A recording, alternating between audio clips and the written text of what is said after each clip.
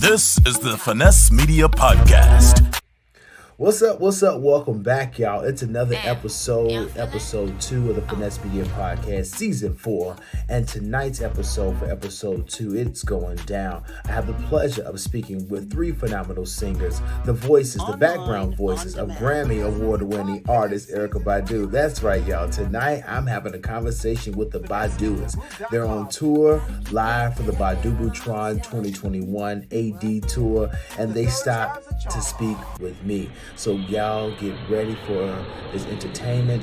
Be ready for this episode. Tonight we're rocking out with the Baduists, y'all. So make sure you subscribe, like, comment on this episode right now. God dog it. Make some noise, show some love, and get ready to turn your volume up because they might be singing too. The Baduists, y'all.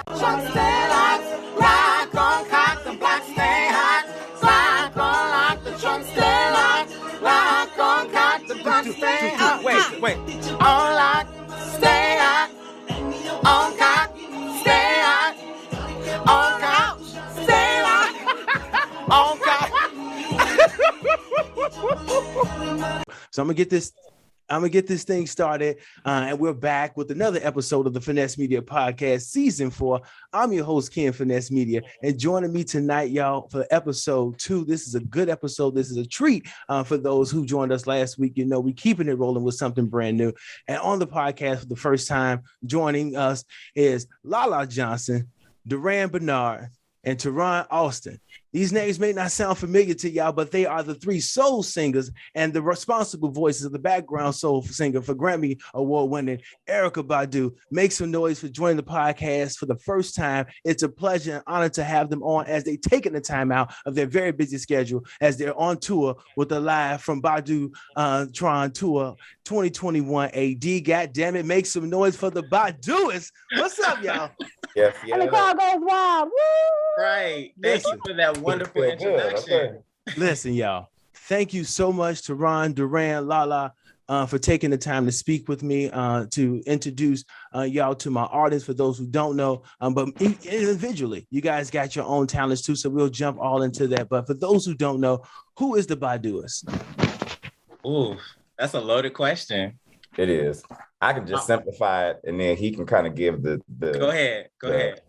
So I've been doing background with Badu for 10 years now.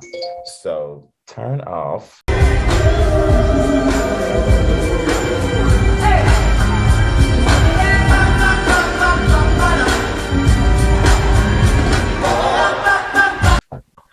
10 years. And we never really had like an official name. I know Faith Evans had a name for her background singers, Tweet, and the Hamiltons for Anthony. Shout out to the Anthony Hamilton. And I was just like, we don't have a name. And I'm just like, what's something simple, just like the Baduists. And it stuck. And so we actually came up with the IG page for like an official background, situation. And we did that in 2018 or 2017? 2018, April 2018. 2018. And he's more so the wrangler of everything because he's more so the orchestrator of the group. Of those situations. Yes.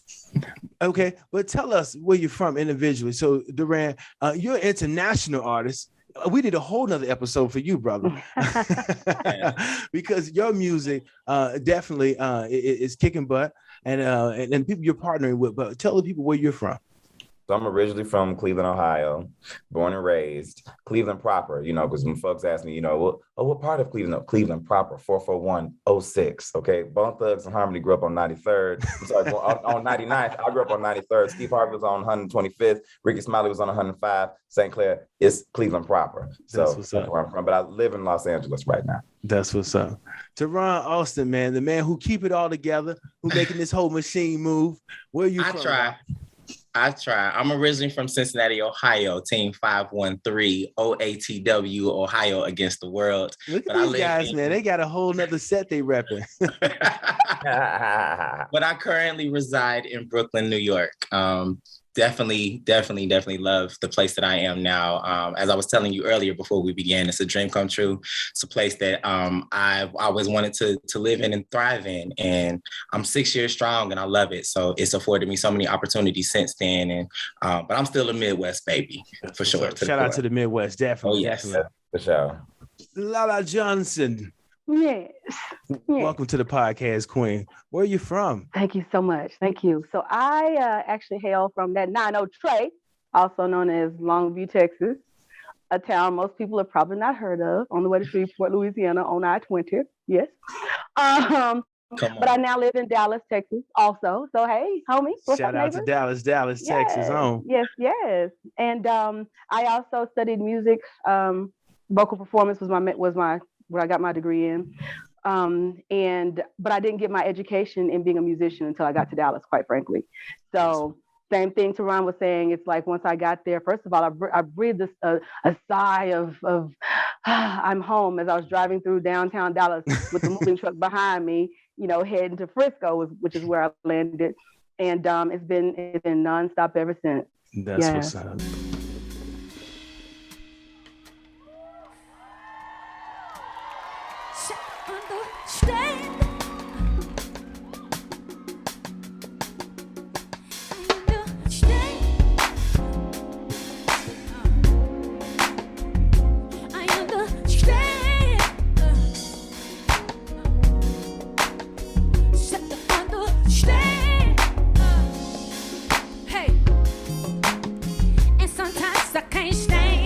Up. And as you mentioned, Teron, doing this for 6 years, you just celebrated an anniversary over in VA. So happy anniversary, being on the road for 6 years with Badu. But anyway, we're in Portsmouth, Virginia. I don't know if you guys know, I used to live out this way in Richmond, Virginia. So this is kind of like coming back to my some of my old stomping grounds. But tonight is a very, very, very, very special night because not this date, but this city marks my anniversary show. The anniversary of my first Badu show, official Badu show, being on stage. And so I'm excited because 6 years ago, this is where it all began, almost in this exact same room. I know that's just been amazing. How does that feel? 6 years, and you drove to your first show, which was crazy. I did the research. I said, this brother drove to the first show. That's what I'm talking about, finessing the motherfucking game, and that's what this podcast is about. People who are on that finesses the game to me. So I'll get into that later. But when I heard the story and you to say that on your first show 6 years ago that you drove, so how does this feel coming full circle, being in that same arena? It's still, I'm still pinching myself, every night on stage. I have a moment in the show every night where I get quiet and still inside, and I really realize I'm doing this. Mm-hmm. I said I was going to do it. The opportunity came and I rose to the occasion. Yes. It is a true story that I did drive to that very first show. Thanks to my brethren, Durand. The invitation actually came through him 6 years ago, leaving Atlanta, and I had to drive to Portsmouth, Virginia. Long story short, all the flights were booked. I said, I'm not missing this. I'm going to make this show. Yeah. And so I turned a 9.5-hour drive into 7 hours and 15 minutes all by myself in a rental. Shout out to Hertz and Enterprise and whoever that was. But I showed up ready. I showed up. No, he showed up. We got to be specific about this. He showed up. He shows up literally as we circled up for prayer before the show. Because he was she wanted him there during sound check to, just get acclimated with everything. Luckily, he was already acclimated with the show. Mm-hmm. So he literally came. We circled up and she was like, all right, we're just going to put you in between Durand and Lala. Yes. And he knew all the steps and all the parts. And luckily we wear the same size clothes. I wore his clothes for that show. Those were my clothes. Listen, the clothes off my back are yours. Okay. At that point. Literally. Yes. So that was what even made it even more just of a, and the fact that she hadn't had a chance to hear him, and she trusted me to actually put someone into the show. So the fact that she did that, that was a moment for me. Like, wow, you trust me like this with your business, with your brand, with your with your show. Yeah. Yes. Your name. Yeah. Your name is everything. Your name is everything, man. And so I certainly say that. So when you walk into these spaces, people may forget what you have done, but if they remember your name, that is definitely huge. And Duran, like just to piggyback off what he did and finessed it and just came in perfect time and divine. You, my brother, on Twitter. Because that's kind of how you started. And then you reached out and tweeted Badu, and she tweets you back. Reverse that. Reverse it. She reached out to me, and I had no idea that she already knew who I was. Wow. Mm-hmm. So it was a random tweet that she sent out saying, looking for Duran Bernard. And then my first gig ended up being Coachella with her back in 2011. And she threw me into the show. I got a chance to do a rehearsal, but it's still like a lot of material. Even though I knew it, there's different arrangements for, when she does it live. So I didn't know what I was supposed to be wearing. I got out there looking like it just pulled somebody out from the audience who just, wanted to sing along. And very green. Very green. The footage of my first gig is so, I'm up here hooting and hollering in the microphone and sing that song. I was just so happy to be here. Sorry. And I'm at home screaming, cheering him on like, yes. That's crazy. And no, that's a huge moment because Twitter, you just never know. A lot of opportunities can come out of Twitter. I've shared my stories on this podcast on how certain artists I was able to work with because of Twitter. And you're tweeting back in that time, 10 years ago, people were saying these artists aren't tweeting, they're not tweeting, but they were. And if you can connect with them, you can have a very engaging and a real conversation. So that was a huge thing. But Lala, they're talking about how they met and then his anniversary. I also want to tell you, happy birthday, Queen. Thank you, my darling. Libra season is still in the building. We almost got and 10 I'm seconds. I'm celebrating all month long. Yeah, your birthday is the same day as my anniversary, 10-4. Hey, yeah, baby. So we keep it. Listen, I was celebrating with you. I say 10-4. Okay, she a Libra, and my son's September 24th. So I have 3 boys. He made the cut. Yeah, no. He was almost a Virgo. But he is a Libra, though. But no, he made the cut. Your birthday, you're celebrating Libra season all month long. How does it feel to turn another year? And it's a twin digit year for me too. So you say it was a 20? It's a twin digit year. I'm not going to tell you what year that is. But, No, the first digit and the last digit are the same. We're not going to tell you. But what I want you to tell me is this.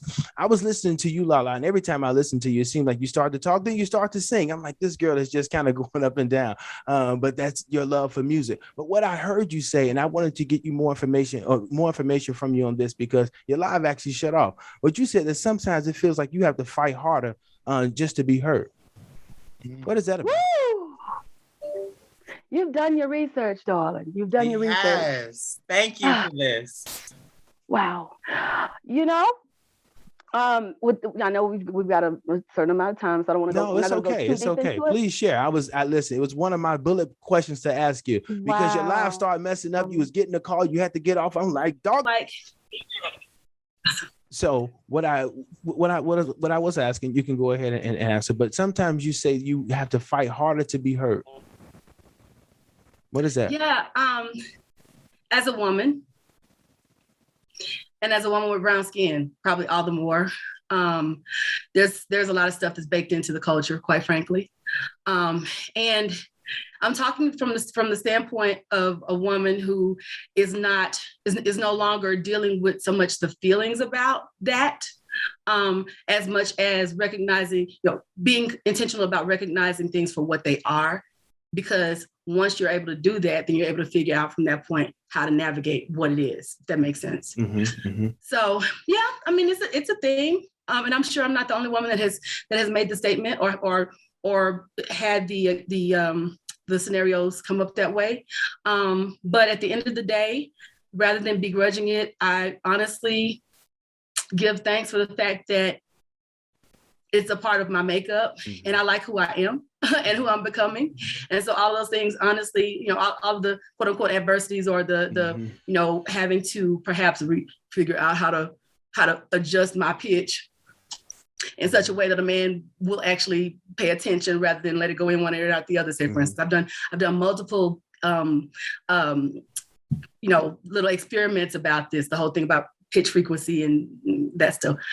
A whole talk over tea or wine sometime we can have about this thing. Okay, darling, I've done my research.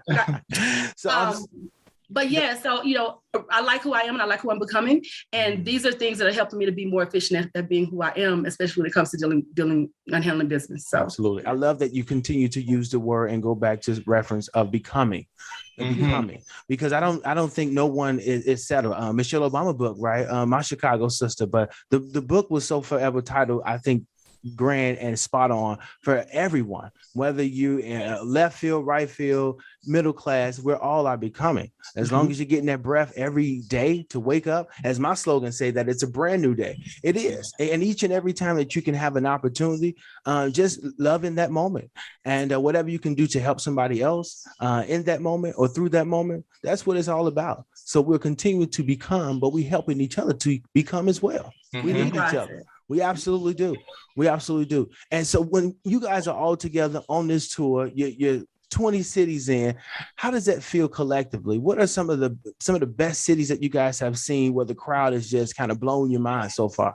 The first real show, official show, Louisville, Kentucky, the audience demanded that Badu perform Tyrone, so much so that they sang it to us. She never even got to it. They sang it to us at the end of the show. The show that was reported as having been cut short. Right. They stayed behind and finished the show. Yes, they did. They got what they wanted. They cutting up in Kentucky. Duran, what's been your favorite city? Oh, New York. New York. Of course. Radio City Music Hall just...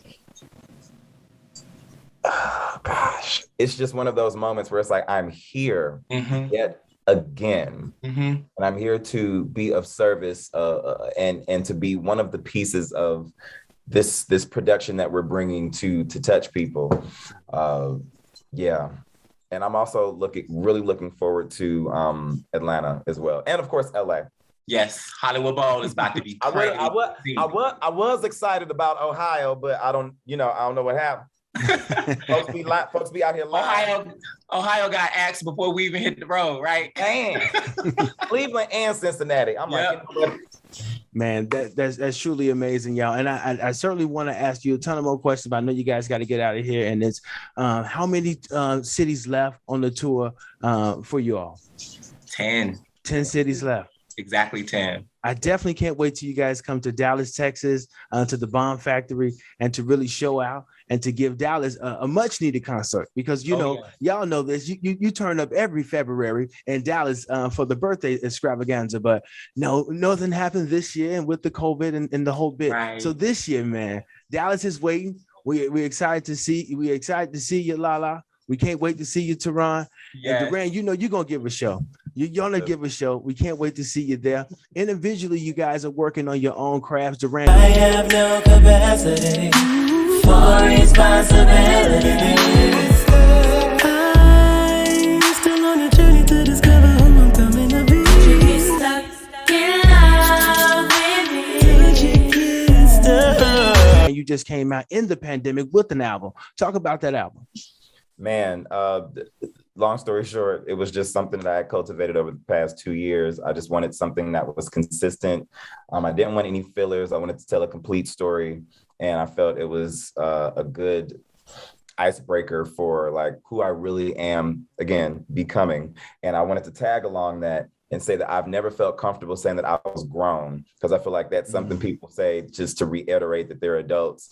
When in actuality, it's just more so trauma from their childhood, because they were always told to be put in a child's place. So as an adult, they're still there. So they're trying to make you think, it's all that. So I finally getting to a place where I'm comfortable, like thoroughly comfortable with myself, like not just as a person, but in my music as well. So being vulnerable, being funny, and incorporating all of your personality and who that is in your music. So people can, know we like what's real. That's what's up. That's what's up. Keep becoming, and don't become stuck. Both of y'all got singles with Stuck. And listen, that is really nice for Ari Lennox. Listen, like I said, we did a whole nother episode because y'all together, Ari Lennox, and the way you guys blend Duran and compliment each other on your album. She's on your album, you on her album, on the mixtape, on the remix of FaceTime, which is super dope. Mm-hmm. But you guys both had singles with Stuck. And Lala and Teron, you guys have shared that with a recent artist. How was that working with that artist doing that single Stuck? From my problems. Ain't nobody here to solve them. So I'm drinking till I'm falling. Need to stand up.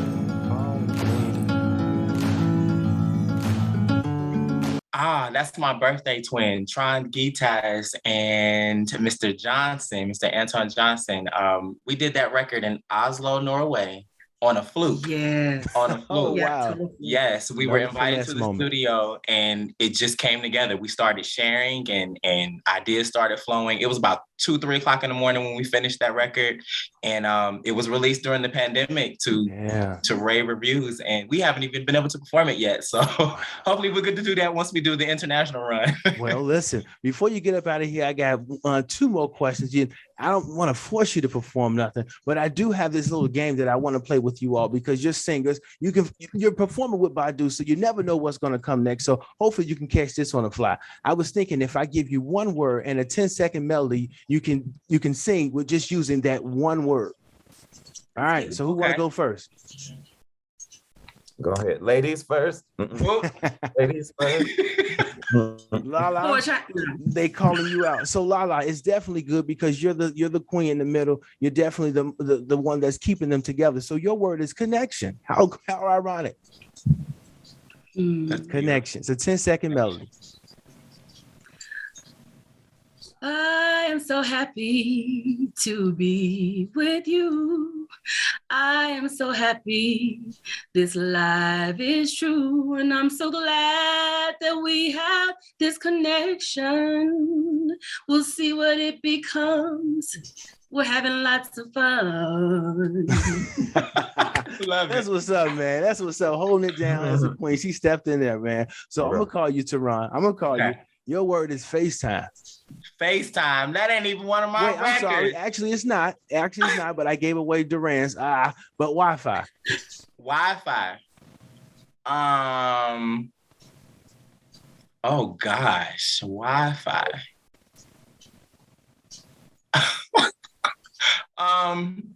That's crazy. Wi-Fi. There is a song called Wi-Fi, and I don't. There is, but I don't know the word. Right.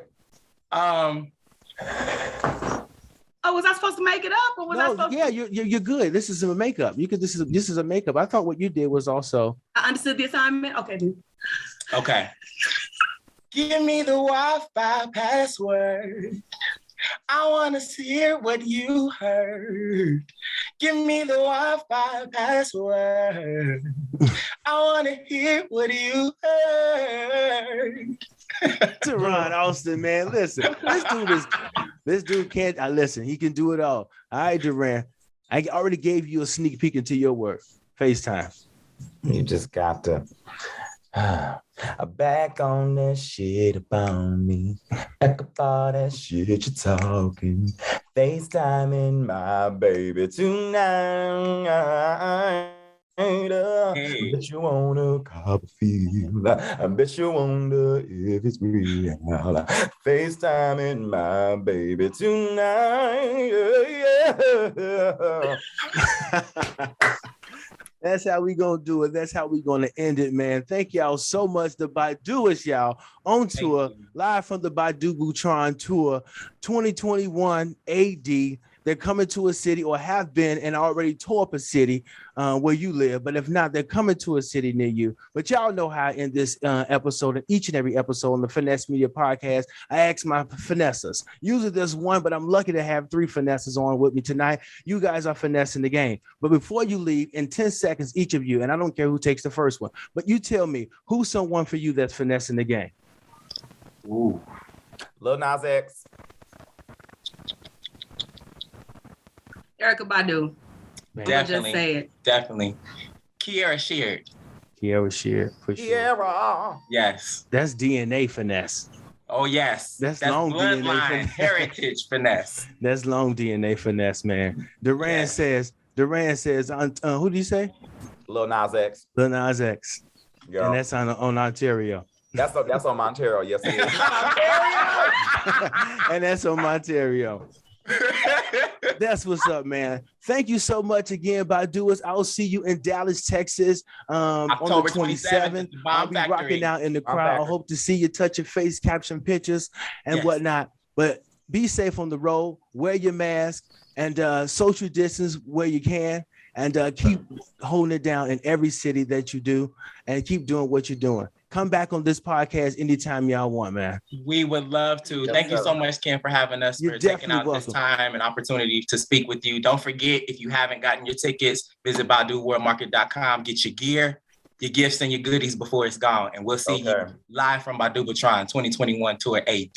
Let's go. That's what's up, man. You've been listening to another episode of Finesse Media Podcast. I'm your host, Ken Finesse Media, and I'll see you next week with something brand new. Peace. Peace.